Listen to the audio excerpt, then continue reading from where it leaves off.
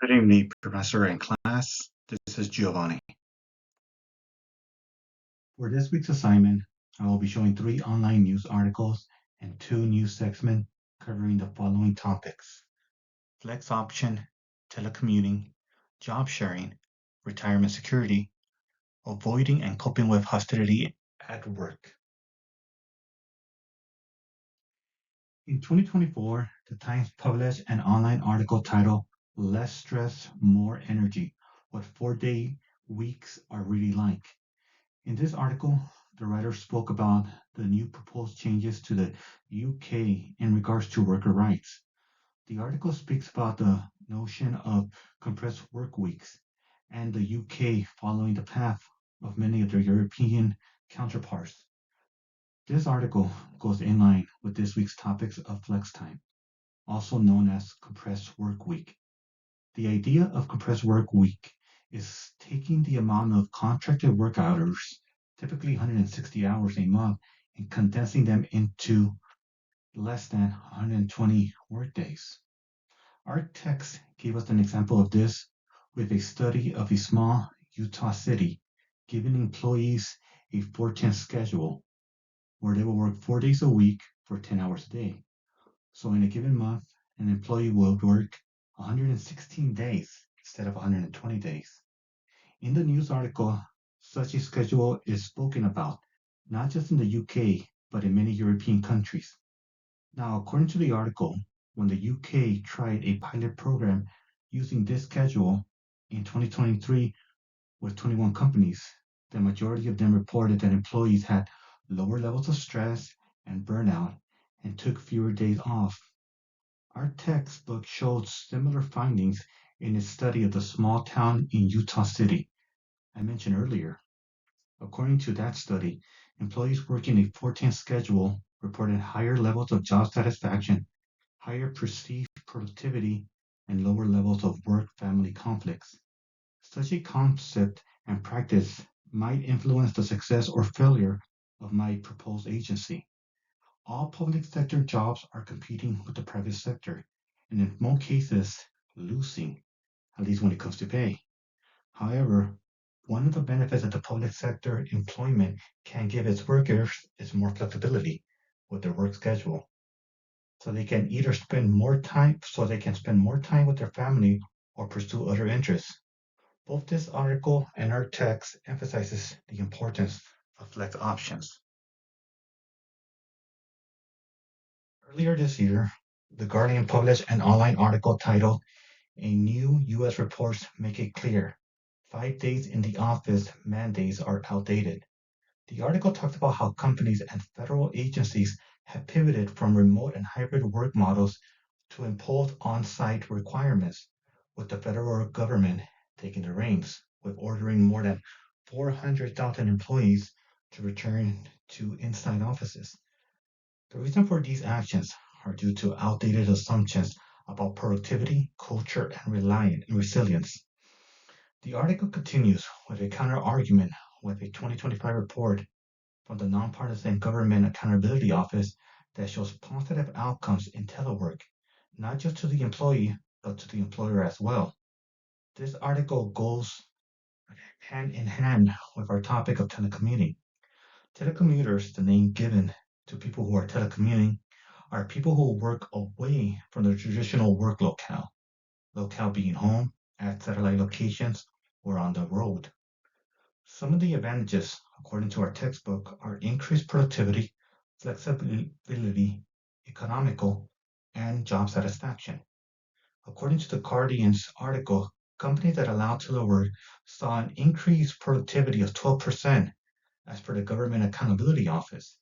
The Guardian also mentioned that flexibility now drives talent acquisition and said that one technology firm cut employees' turnover by 33% when it started to offer 2 remote days each week. As far as the economic side, according to The Guardian, telework can deliver significant cost savings to employers. Once again, according to the Government Accountability Office, employers cut half of their office footprint and slash lease expenses. Both the article and our text champion the importance of telework, especially in a changing world. As a new agency, we must not hold to past assumptions of workers, ignoring the changing tides. We must adapt, embrace new concepts to survive. As mentioned earlier, most government agencies cannot compete with salaries wise with the private sector, but we can give incentives to qualified candidates, incentives that are supported by research. This leads to our next topic and article, and that is jobs sharing. Time magazine, via their online presence, published an article titled Burnout at Work. Find someone to split your job 50-50 with you. It is an 11-minute read, and I highly recommend you do it. In this article, it speaks about two high-position individuals from Unilever's Pepsi-Lipton partnership and how they split the responsibility, pay, and benefits for the betterment of the company and themselves. Our textbook states that job sharing enables two employees to split the responsibility, hours, salary, and usually benefits of a full-time position. The Time article perfectly describes and demonstrates this. In the article, after the birth of her third child, a senior manager from Unilever decided to split her responsibility with a former classmate slash coworker. With the approval of the organization, the idea was approved and the responsibility were cut in half, as was their work schedule. However, their pay was reduced to 60% each. Their approach was so successful that both were actually promoted. According to our text, job sharing offers employees the advantages of balancing home and work responsibility, earning professional wages, and maintaining a career while cutting back hours. All of these points are mentioned on the article, including the need for men to also spend more time with their children and families. The article and text continue to point out something, that being the importance of flexibility. In today's changing world, many professionals are no longer consumed with making their job or career the most important thing in their life or what defines them. Many are looking for work-life balance. According to our text, 63% of federal jobs offer job sharing, but only 0.02% use it. With the creation of a new agency, I must look at job sharing as a possibility if contracts allow it. In order to obtain and retain the most qualified individuals, I now move on what our text calls traditional benefits, not so employee friendly trends. Besides this title and some statistics that show traditional benefits as going down a path of not being employee friendly, I see it differently.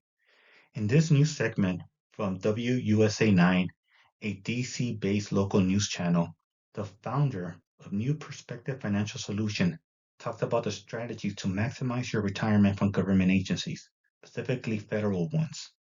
Our text talked about the hardship that many government agencies are facing when it comes to retirement and pension. Many state governments have claimed an inability to pay pensions. Some of those claims are false, and some are true. However, some of the truthful ones were self-made due to tax cuts. Our text also talks about how many agencies are going from a defined benefits pension plan, which is a plan that guarantees a specific amount of payments based on years of service, age of retirement, and final average salary, to a defined contribution pension plan, which is when both the employer and employee pay into an account that is influenced by the investment market.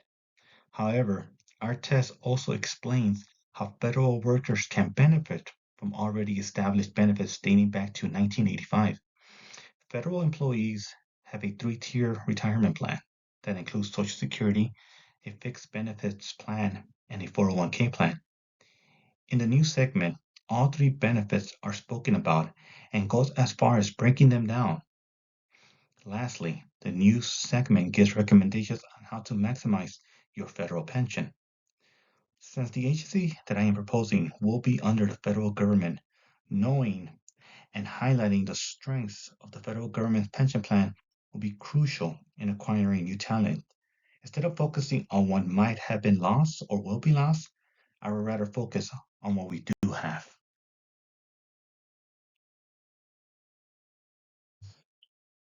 The last topic, and possibly the most important one, is hostility at work. In this news segment from 1 year ago, local news spoke about, at that time, a new bill that would require employers in California to have a safety plan to prevent and manage workplace violence, including an active shooter training plan.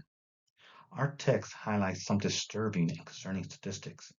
In 2004, at any given work week, an average of one employee was killed and 25 seriously injured. In 2018, 453 homicides took place in the workplace. Our text mentions the importance of creating policies, plans, programs, and procedures to address the epidemic of workplace violence. The news segment specifically does this with this introduction of the new bill that will make it a state policy for employers to have a plan and procedure to address workplace violence. Actually, as of this year, this policy is now law. As a new agency, safety regulations must be in place, not just OSHA requirements, but also plans to spot the red flags of employee violence, how to prevent them, and what to do in case of workplace shooting.